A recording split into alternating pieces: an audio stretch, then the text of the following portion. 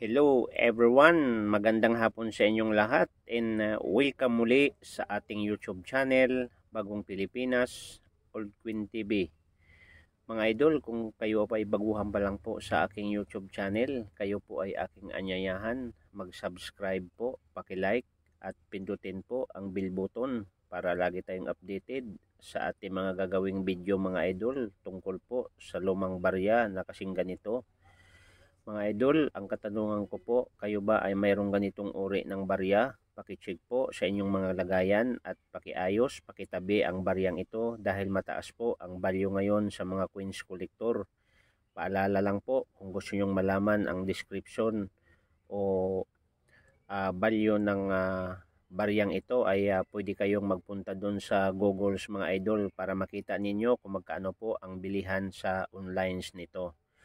Ang ating topic ngayon mga idol ay pag-uusapan natin yung one Lincoln Pine no, na 1983 tapos walang mid-mark and error, no? Yan po ang pag-uusapan natin kung bakit ganun na lang po kamahal ang baryang ito. Kaya nga napakaswerte mo mga idol kung mayroon kang ganitong uri ng barya. At bago tayo mapunta doon mga idol sa description sa baryang ito, ay nais kong pasalamatan ang mga lahat ng nag-subscribe, nag-like at ang lahat pong nanonood sa aking YouTube channel. Sana po pagpalain kayo ng ating Panginoong may kapal na bigyan kayo ng malusog na pangangatawan at maraming grasya. Ngayon mga idol ay focus na tayo sa baryang ito.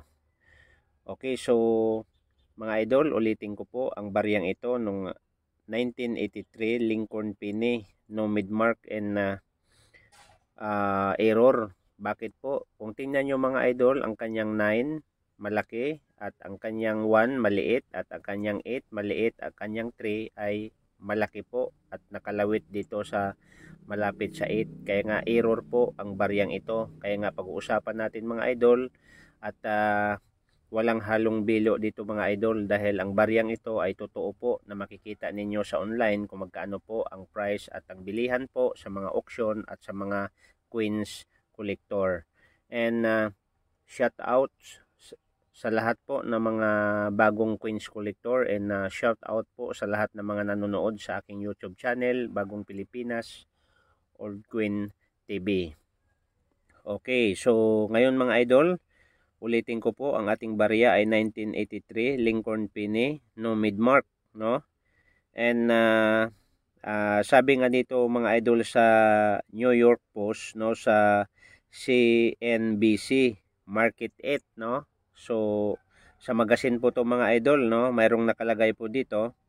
And Lincoln Pine could be worth, no, malaki po ang halaga nito mga idol if you have the right one. So kung mayroon kang uri na ganito mga idol, so naipalabas nila ito mga idol sa publish nung December 6, 2022, 11:45 AM, no? Ito po ay sa news post ito mga idol na naipalabas ang baryang ito at nagkakahalaga po siya mga idol ng $7,000. Totoo po yan mga idol. Pwede nyong bisitahin ang CNBC, no, New York Post. Makikita nyo mga idol na napublish po itong baryang ito at December 6, 2022, 11 AM, no?